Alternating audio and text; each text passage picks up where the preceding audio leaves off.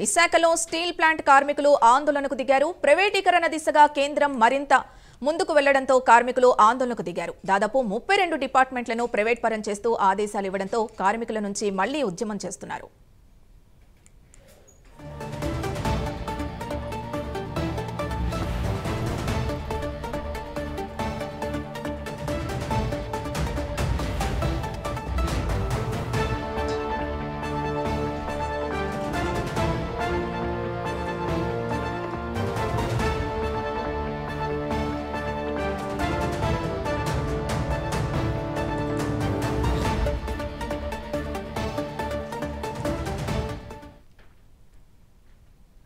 విశాఖలో steel plant కార్మికులు ఆందోళనకు దిగారు. ప్రైవేటీకరణ దిశగా కేంద్రం మరింత ముందుకు వెళ్లడంతో కార్మికులు ఆందోళనకు దిగారు.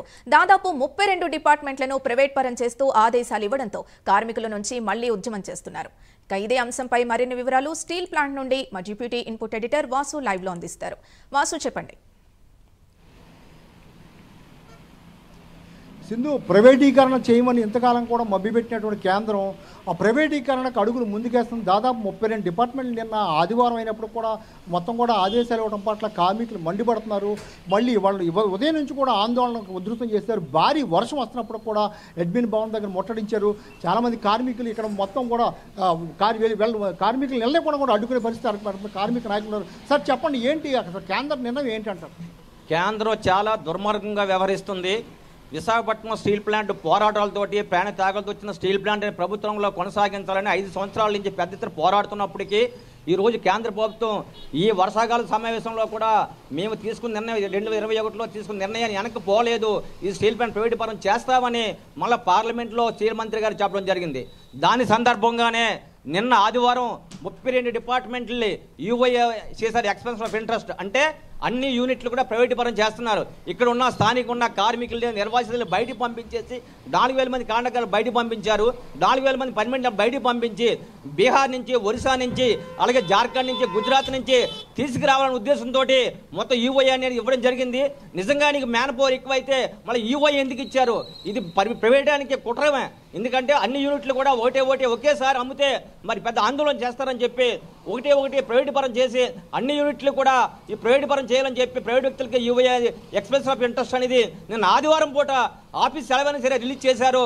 మేము పూర్తిగా ఖండిస్తున్నాం. ఇది రాష్ట్రంలో ఉన్న కూటమి నాయకులు సీఎం గారు కానీ, డిప్యూటీ సీఎం గారు కానీ, లోకేష్ గారు కానీ ఈ స్టీల్ ప్లాంట్ ప్రైవేట్ పరం కానివ్వంటున్నారు. కానీ పార్లమెంట్లో మంత్రి గారు మేము దానికి కట్టుబడి ఉన్నాము, మేము ముందుకు వెళ్తామని చెప్తున్నారు. ఏంటి యొక్క మీరు కూటమిలో ఉండి కూడా ఎందుకు బెదిరించట్లేదు?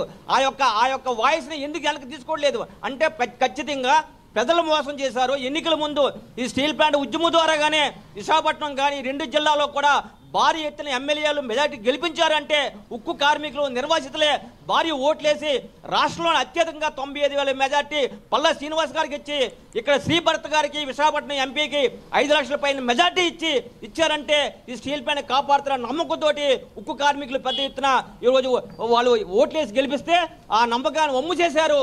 ఒక పక్క 4,000 మంది కాంట్రాక్ట్ కార్మికులు స్థానికుల్ని తీసేస్తే 3 నెలల నుంచి వాళ్ళు రోడ్డు మీద పడ్డారు. ఈ 3 జిల్లాల నుంచి కూడా ఖచ్చితంగా ఈ ప్రజలకి అన్యాయం చేయాలనే ఉద్దేశంతో కేంద్ర ప్రభుత్వం కుట్ర పన్నుతుంది. దీన్ని అడ్డుకోవాలని చెప్పి మేము కోరుతున్నాం.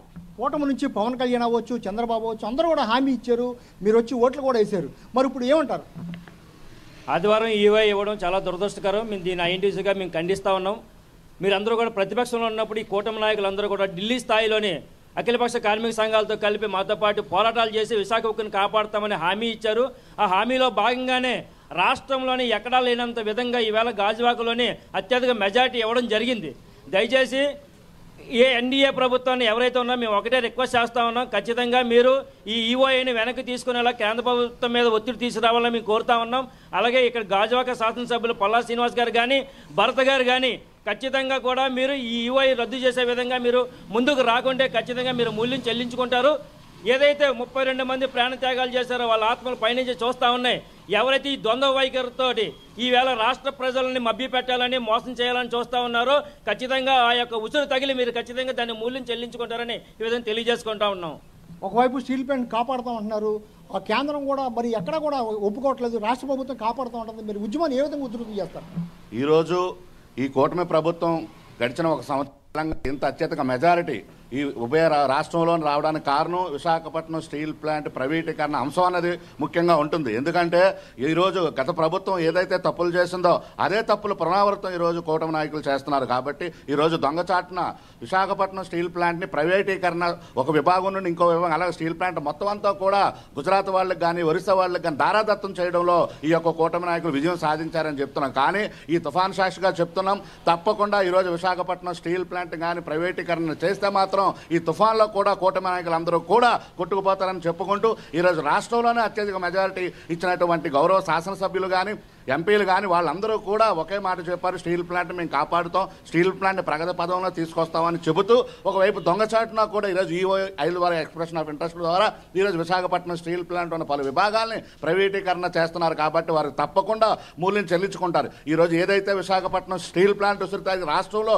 గత ప్రభుత్వం ఏ విధంగా ఓడిపోయిందో ప్రతి దానికి నాంది ఒకటి ఉంటుంది. ఇది విశాఖపట్నం స్టీల్ ప్లాంట్ మరోసారి పోరాటం మొదలుపెట్టి ఈరోజు రాష్ట్రం కూటమి ప్రభుత్వం చేస్తున్నట్టు అన్యాయాన్ని ఎండగట్టి రాష్ట్ర ప్రజలకి మా ఐఎన్టీసీ ద్వారా అఖిలపక్ష కార్మిక సంఘాల ద్వారా తెలియజేస్తామని చెప్పేసి మీడియా ముఖంగా తెలియజేస్తున్నాం. యూనియన్ నాయకులు ఆదినారాయణ గారు వచ్చారు.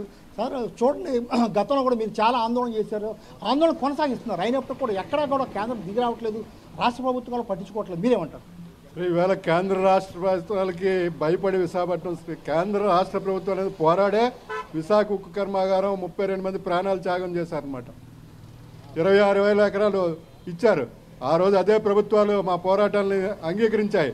విశాఖ ఉక్కు కర్మాగారం 98లో కూడా విశాఖ ఉక్కు కర్మాగారాన్ని మేము అమ్మేస్తాం, మిట్టలుగా అమ్మేస్తామని చెప్పేసి ప్రకటించారు. ఆ రోజు కూడా మేము పోరాడామన్నమాట.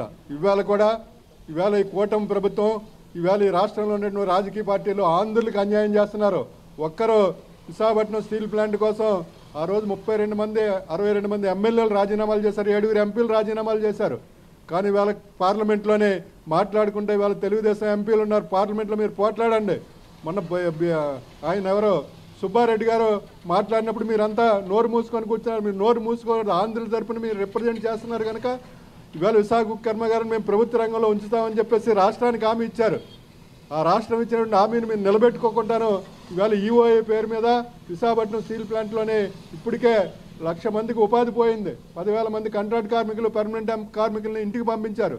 దీని మీద అనుబంధ పరిశ్రమలు 1,00,000 మందికి ఉపాధి పోయిందనమాట. ఇవాళ ఈఓఐ పేరు మీద గుజరాతీలని, బీహార్ వాళ్ళని, రాజస్థాన్ వాళ్ళని తీసుకొచ్చి విశాఖపట్నం స్టీల్ ప్లాంట్లోనే స్థానికులకి ఎవరికి ఉపాధి లేకుండానో ఇవాళ తీసుకొస్తున్నారు. మీరు 3 బిఎఫ్లు నడుపుతున్నారు, నడపలేకపోతున్నారు.